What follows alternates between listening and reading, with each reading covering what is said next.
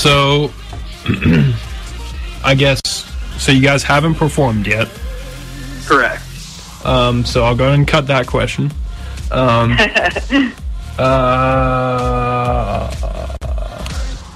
Let's see. I guess, origin of the This Divided World band name. Yeah, This Divided World, the origin of it is a simpler story than the meaning of it, so I guess I'll give you both. The origin of it is really, I don't know, it's just like thoughts come into your head and, you know, and then you're like, oh, that's a good idea or whatever. So I had kind of been writing these riffs. There was no name for this. I mean, I had kind of been, when I was first doing this as a solo project, but I was thinking, hey, I started like 4 other side projects with all these different people because I was just like, since we were talking about capitalism earlier, I was just doing like free market music, I guess. I was like, I'm just going to do whatever I can with whoever I can and just have fun with it. And so, you know, I didn't have names for all these projects, but I was just kind of writing riffs. Oh, this will go for this project, this song will go for that project. And so, you know, I had really just been writing a lot and listening to a lot of music, being influenced by a lot of music, a lot of, like I said, really good deathcore bands and Christian and non-Christian. And I was on a road trip, and I had just been like writing this album or whatever, putting these songs together, and just I was driving down the road and thinking about it, and it's just This Divided World. I don't know, it popped into my head, and I just knew that I was going to use it. So I went home and Googled it and typed in This Divided World. I was like, that has to be a band name, because one of my old bands, it was called The Last Armada, and I didn't find out until after we had named it. We had like 10 different names for it, but we settled on The Last Armada. And come to find out, there's this little project out of like Maryland or whatever with the name. It's like, oh crap. So, you know, you think something's original, and then you find out everyone, like 10 different people have that name. So I was like, come on, that's such a, like, that has to be a name. Oh, so I Googled it, and there was The World Divided, A Divided World, The Divided World, The Divide, A World, you know, all these different things, but there was no, like, This Divided World. And so, you know, it's a small thing, but it was cool to be like, all right, I own this is mine. So took the name, I ran with it, and, you know, the name itself is pretty big. I wanted a name that was all-encompassing. You know, I try and be a fun dude. You know, I got my serious side as well. And so for the band, I wanted it to be serious, though, because, you know, if you interact with Mark and I, we wanted to personally be, like, fun and stuff like that, but as a band, we wanted to, like, talk about serious things. And so I wanted this all-encompassing idea that was brutal. Like, when people heard the name, they knew it was a metal band, not like, you know, some acoustic project or like a pop punk band. I wanted people to know that it was a metal band, that it was going to be, when they listened to it, that it was going to be heavy. Yep. And I wanted it to be all-encompassing, you know, for all the things that I could ever want to talk about. You know, you can name your band and it can become something else. But like, for example, Parkway Drive, amazing metal band, but if you just heard that name, Parkway Drive, that could easily be an indie band. You know what I mean? But they're a metal band. Easily be an indie band. Yep.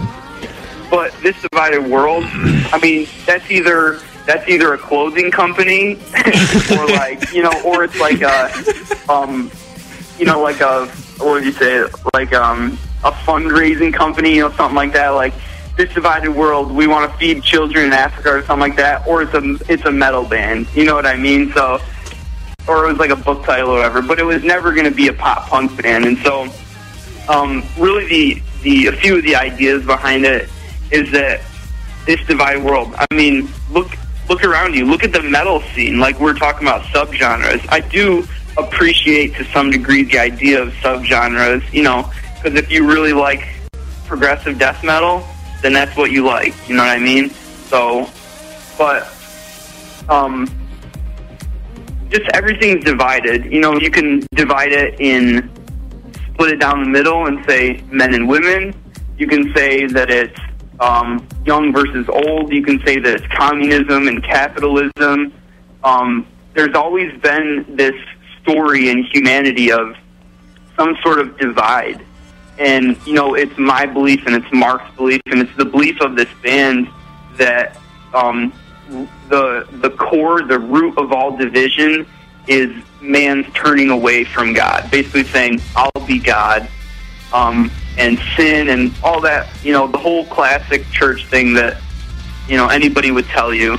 But it's also our belief that unity is in God as well. And so, you know, this divided world, pick a division, you know, but no matter what that division is or even what side of that division you sit on, if you know Jesus, then you're united. So I guess that's, you know, there's more stuff to it, I'm sure, but that's kind of the main thought behind it anyways.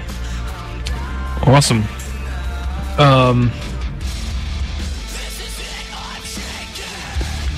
So I guess the last, you kind of touched on the core message there.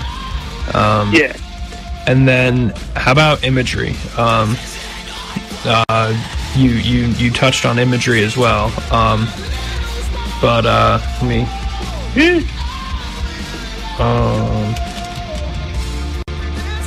I am having some computer malfunctions. Well, I can on both of those things, I could honestly embellish a little bit. Sorry, go ahead. Well, specifically, I always touch on album art and what the significance of your album art is.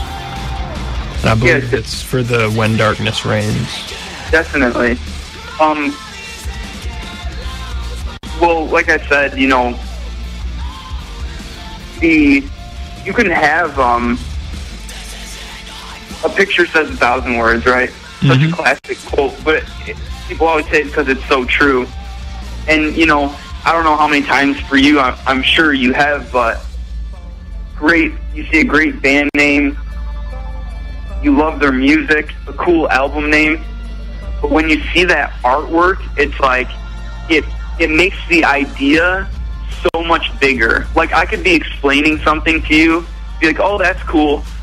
And, you know, I wrote a concept album that's about this and that, and all these big, lofty ideas that are, like, really far out, and you're like, okay, that's cool, but when you have that physical thing that lets you see that, I mean,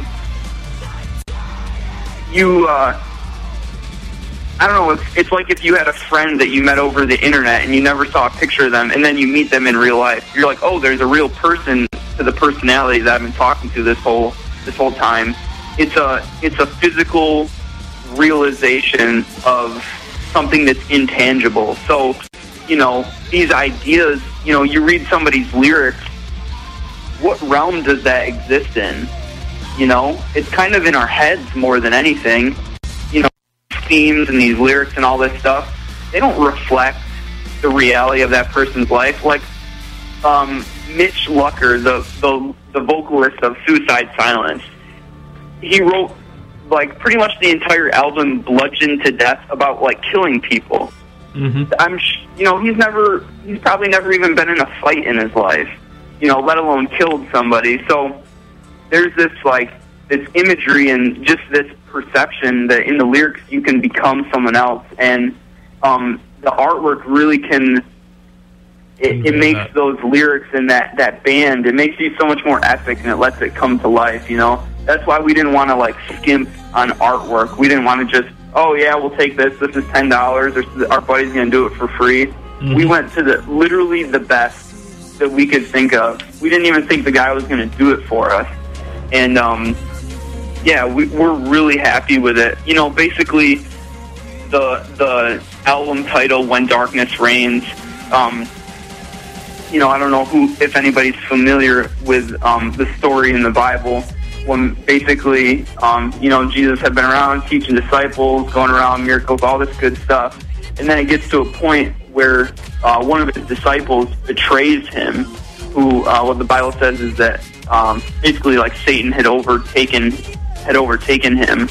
And he's basically, as he's being betrayed, you know, in the natural realm, there's a physical betrayal going on. But in the spiritual realm, what's happening is like this perfect person, this light, this God in human flesh is being given over to death, basically. And there's just a phrase it's in the book of Luke, and it just says, this time when darkness reigns, which is like, it seemed like it was the darkest, most hopeless point of humanity, where this guy who claimed to be God, he had all this power, all these miracles, he was doing all these great things, he was speaking against people, he was bringing out truth, and all these people were following him. I mean, he was like, he was God. I mean, I would use that as a joke. Like, people would say he was God, but, I believe he really was. But then there's this point where everyone's looking at the situation and being like, okay, it's your God, then how come you're being taken into captivity by the Roman officials, being put on trial, and you're going to end up being crucified? And so it would appear as though there was no hope for these people. You might have, if that's how the story ended, you may as well have said, God's not real. This dude was pretty much insane. The Jews should still be waiting for a Messiah and all this stuff, but it's because of what happened that we believe there's a hope. And so, the day and age we live in, it's still a time when darkness reigns. You don't got to go too far. Turn on the news for 10 minutes or, just whatever. There's dark, evil people and dark, evil things happening in this world, but we still really believe there's hope. There's not hope in ourselves. There's not hope in what we can try and accomplish in this life, but there's hope in Jesus. And so, yeah, we didn't want to, actually, it's really funny. Once we finally decided that we were going to work with the guy for art, we were like, hey, this is our idea. And he sent this picture to us, and it was a super rough version of the album we have now. It was like a picture of a cityscape. There were like all these super light clouds, and there was this figure coming out, and there was like a beam of light. And I was like, dude, I hate to criticize your work, but we're a metal band. We want like super dark imagery. We want something that's as brutal as our music. And so, through a lot of back and forth, we ended up with the album cover that we got now. But we love metal because it really allows you to portray a lot of emotions and just things that you can't in other music. And so, yeah, artwork is absolutely important for trying to portray these really big ideas. Well, it definitely succeeded, and it's some great work too. Thank you, man. Well, I mean, really, that compliments the Colin Marks of Rain Song Design. That dude's awesome. Well, I actually, like I said, I've been looking at artwork myself, and I'll definitely, I'm not saying that you guys need any more artwork right now, but definitely I'll get you guys some more links to some artwork that I've been looking at. There are some really great artists out there, and I'll send you guys some links.